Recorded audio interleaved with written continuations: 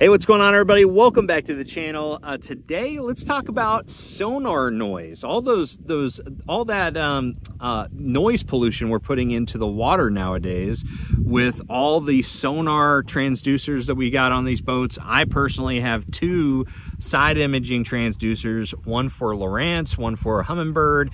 I've got a 2D through hull transducer on the back, and then on the front, of course, we got forward-facing sonar and then 2D on that, as well as like 360. Sometimes I've got my 360 transducer up there. So we're putting a lot of clicking into the water, I can tell you that much. And it's kind of a topic of hot debate, whether or not the sonar noise that we're putting into the water is affecting the fishing. And so I just wanted to kind of share my experiences and my opinions on the topic.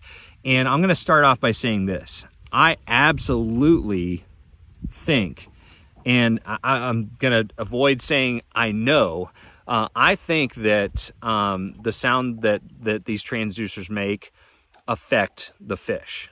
Now, whether they affect them in a way that is really going to affect your fishing, I don't know yet.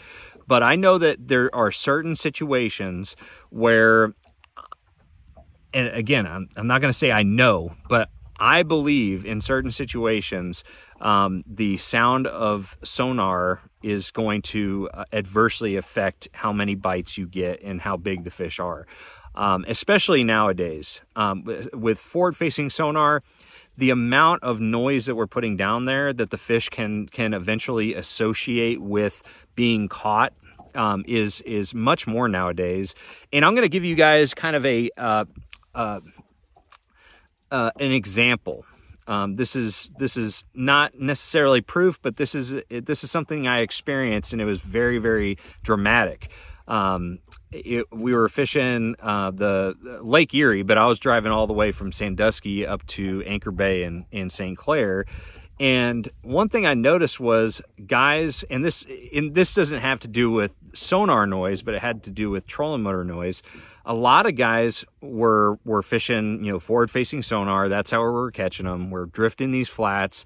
But a lot of the guys that would use their trolling motor to move instead of the wind just drifting them, they weren't catching as many fish. And I started to notice that every single time that I would hit the button on my trolling motor, now steering, to move my forward-facing sonar where I wanted it to be, didn't affect the fish at all. But numerous times I would see a fish coming on forward-facing sonar, and I'd hit the button on purpose or just out of reflex, and that fish would turn around on a dime, go the opposite direction, and just speed out of there.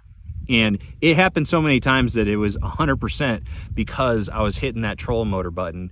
And that is because I think that those fish were really conditioned to, when they hear a trolling motor prop spinning, they associate that with danger.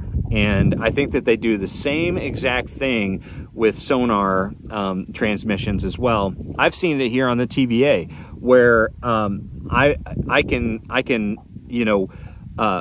come up to a spot, not idle it, and not get it right on top of it with sonar or the engine. I don't think the engine really affects the fish as much in most situations because they're used to pleasure boats and stuff all day long.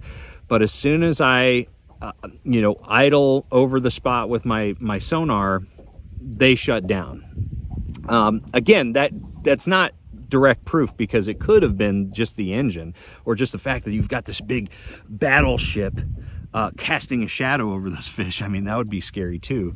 But I've seen it in situations where I'm pretty positive that the sonar transmissions that are getting put out reduce the amount of bites that I get. And one of the scenarios that is really I think important to maybe reduce your sonar noise is when you're fishing shallow and flipping and pitching. That's a short range technique. You have to be very close to those fish and to that cover. And anything you can do to be more stealthy and not alert them of your presence is going to help you catch more fish, in my opinion.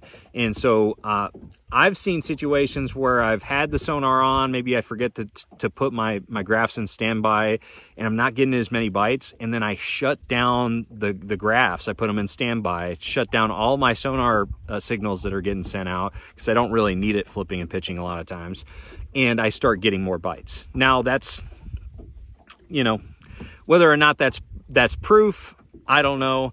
But it's definitely, you know, something that has happened enough to where, you know, I make sure to do it when I'm trying to maximize my ability to catch fish up shallow. So in the end, my opinion is that absolutely sonar signals are affecting fish. And I think that over time, the more that these fish start associating forward-facing sonar or any of these sonar technologies to being caught and to danger, I think that it's going to be harder and harder to catch these fish when you have those noises going into the water. And another thing I'm going to mention before we close this video out is remember that sound travels through water more efficiently than it travels through air. That was one thing that I was amazed to learn.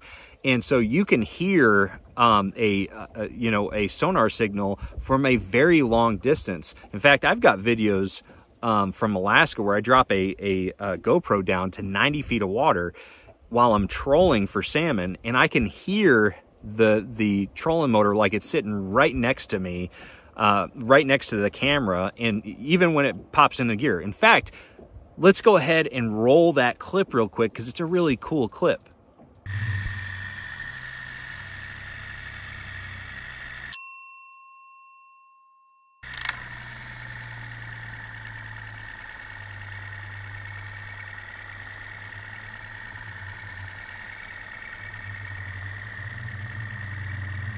All right, so in that clip, you could hear it just like it's sitting there, and that's 90 feet of water, and it's super bright, which is pretty cool too, that there's that much light penetration down to 90 feet of water, but it's also very clear.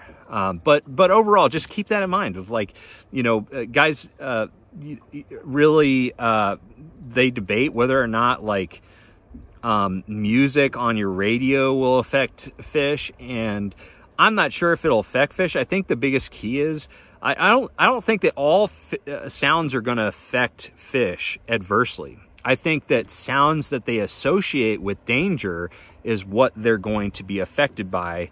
You know, but not just sounds. I mean, I could be singing, you know, Comfortably Numb, you know, at the top of my lungs, and I'll probably catch just as many fish, you know, because they're not associating Pink Floyd with pain, you know, or something like that. They're not really associating with anything because it's probably the first time they've ever heard it. But anyways, that's just kind of my point on that, is that I think that the component that is really important to remember is, have they started to associate, have they been conditioned enough to associate that sound, that particular sound with danger? I think that with forward-facing sonar nowadays and everybody doing it and shooting those beams at those fish, I think sooner or later that it's going to get really hard to get some fish to bite, because as soon as they hear it, they're going to go the opposite direction. But that's just my opinion, my take on it, and maybe it doesn't come to pass. But I would like to hear your opinion on this topic. Are we going to see a lot of fish get shy to the sounds of transducers and trolling motors and all that stuff, or not? Are they just going to keep being fish and not be affected? Let me know in the comment section below. Otherwise, thank you guys for watching. Make sure you like, share, subscribe. And also, if you're interested in going out on a guide trip here on Lake Chickamauga, please send me an email at sonar@sonarfishing.com. We've got trips available in the near future, you know, through the winter and early spring. So just send me an email. Let's book a date.